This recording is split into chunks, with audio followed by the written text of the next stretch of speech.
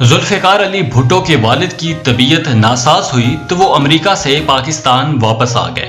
کچھ عرصہ سندھ مسلم law college میں لیکچرر کی حیثیت سے فرائض انجام دیتے رہے۔ بعد میں کراچی بار کے رکن بیرسٹر ڈن گومل رام چندانی کے لاء چیمبر سے وابستہ ہو گئے۔ انہوں نے قتل کا پہلا مقدمہ جیت لیا۔ ان کا موکل ایک غریب آدمی تھا، مقدمے کی فیس ادا نہ کر سکا اور اپنی ایک بچی گھر میں کام کاج کے لیے بھٹو کو دے دی۔ بھٹو بچی کو گھر لے آئے تو نصرت بھٹو نے پوچھا یہ بچی کہاں سے لائے ہیں؟ بھٹو نے جواب دیا کہ ایک موکل نے بطور فیس دی ہے۔ نصرت بھٹو نے کہا کہ ایک باپ اپنی بیٹی کیسے دے سکتا ہے، اسے واپس کر دیں۔ بھٹو ایک کامیاب وکیل کے طور پر متعارف ہو رہے تھے۔ انہوں نے انگریز چیف جسٹس کی عدالت میں پیش ہو کر ایک مقدمے کے سلسلے میں دلائل دیے تو چیف جسٹس نے کہا میں بڑے اعتماد اور یقین کے ساتھ کمرہ عدالت میں یہ اعلان کرتا ہوں کہ مسٹر بھٹو بہت جلد اس ملک کے بہت بڑے نامور اور کامیاب وکیل بن جائیں گے۔ بھٹو پاکستان کے وکیل بننا چاہتے تھے اور سیاست ان کا محبوب شعبہ تھا۔ 1958 تک ان کی بڑی خواہش یہ تھی کہ وہ سندھ اسمبلی کے رکن بن جائیں۔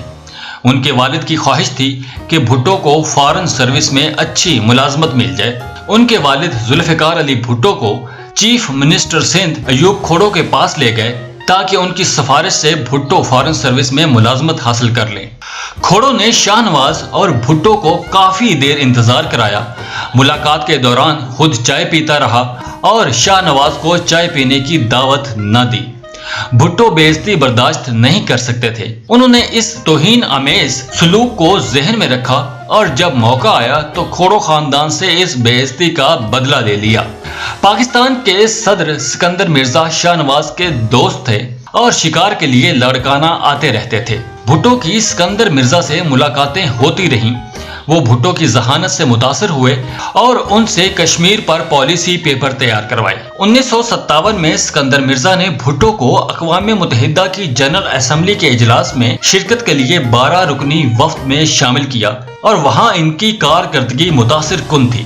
فروری 1958 میں بھٹو نے جنیوا میں ہونے والی اقوام متحدہ کانفرنس میں شرکت کرنے والے وفد کی قیادت کی اور سمندری قوانین کے بارے میں ایک یادگار تقریر کی۔ سکندر مرزا نے 7 اکتوبر 1958 کو ذوالفقار علی بھٹو کو وفاقی وزیر تجارت و صنعت نامزد کیا۔ 1960 میں بھٹو کو وزیر اطلاعات نامزد کیا گیا۔ وزیر اطلاعات کی حیثیت سے بھٹو کو جنرل ایوب کے قریب ہونے کا موقع ملا۔ انہوں نے کنونشن لیگ کو منظم کرنے کے لیے کام کیا۔ سپتمبر 1962 میں کنونشن مسلم لیگ کا افتتاحی اجلاس کراچی میں ہوا جس میں بھٹو کو ڈپٹی لیڈر نامزد کیا گیا۔ بعد میں وہ کنونشن مسلم لیگ کے سیکرٹری جنرل بن گئے۔ اس طرح انہیں سیاسی اور تنظیمی کام کرنے کا موقع ملا۔ بھٹو نے 1962 کے آئین کی تیاری کے لیے ایوب خان کی معاونت کی اور اس آئین کی وکالت میں بیانات جاری کرتے رہے۔ 1963 میں سپریم کورٹ نے فیصلہ دیا کہ وزیر اسمبلی کے رکن نہیں بن سکتے۔ بھٹو نے قومی اسمبلی کی نشست خالی کر دی اور اپنی نشست پر سردار پیر بخش بھٹو کو انتخاب لڑایا۔ ان کے مقابلے میں عبد المجید جتوئی تھے جن کا ساتھ ایوب کھوڑو اور قاضی فضل اللہ دے رہے تھے۔ بھٹو کے لیے یہ انتخاب ایک چیلنج کی حیثیت رکھتا تھا۔ انہوں نے بڑی محنت سے یہ معرکہ جیت لیا۔ کامیابی کے بعد عوام کا ہجوم مرتضیٰ کے گھر کے سامنے جمع ہو گیا اور لاڑکانہ میں فتح کا جلوس نکالا۔ بھٹو سکندر مرزا سے بہت متاثر تھے۔ ان کی اہلیت، صلاحیت اور قابلیت کے معترف تھے۔ بھٹو نے مارچ 1958 کو سکندر مرزا کے نام ایک خط لکھا، جب پاکستان کی سچی تاریخ لکھی جائے گی تو آپ کا نام قائد اعظم سے بھی پہلے لکھا جائے گا۔ میں یہ بات پورے یقین کے ساتھ لکھ رہا ہوں، اس لیے نہیں کہ آپ ملک کے صدر ہیں، مجھے امید ہے کہ اسے خوشامد کے زمرے میں شامل نہیں کیا جائے گا۔ اس تحریر کے بعد بھٹو کے مقدر کا ستارہ چمک اٹھا اور وہ 30 سال کی عمر میں وفاقی وزیر بن گئے اور اس طرح ان کی وکالت سے وزارت تک کا سفر مکمل ہوا۔ انہوں نے دنیا کی بہترین یونیورسٹیوں سے اعلیٰ تعلیم حاصل کی اور وفاقی وزیر بننے کے پوری طرح سے اہل تھے۔ انہوں نے تھوڑے ہی عرصے میں اپنی صلاحیتوں کا مظاہرہ کر کے وزارت خارجہ کا اہم منصب حاصل کر لیا۔ پاکستان کے وزیر خارجہ کی حیثیت سے بھٹو بین الاقوامی سطح پر ایک مدبر، اور روشن خیال سیاستدان کے طور پر ابھر کر سامنے آئے۔ 1963 میں وائٹ ہاؤس واشنگٹن میں امریکہ کے صدر کینیڈی سے ملاقات کی اور ملاقات کے بعد کینیڈی نے بھٹو سے کہا کہ اگر آپ امریکن ہوتے تو میری کابینہ میں وزیر ہوتے۔ بھٹو نے برجستہ جواب دیتے ہوئے کہا، مسٹر پریزیڈنٹ محتاط رہیں، اگر میں امریکن ہوتا تو آپ کی جگہ پر ہوتا۔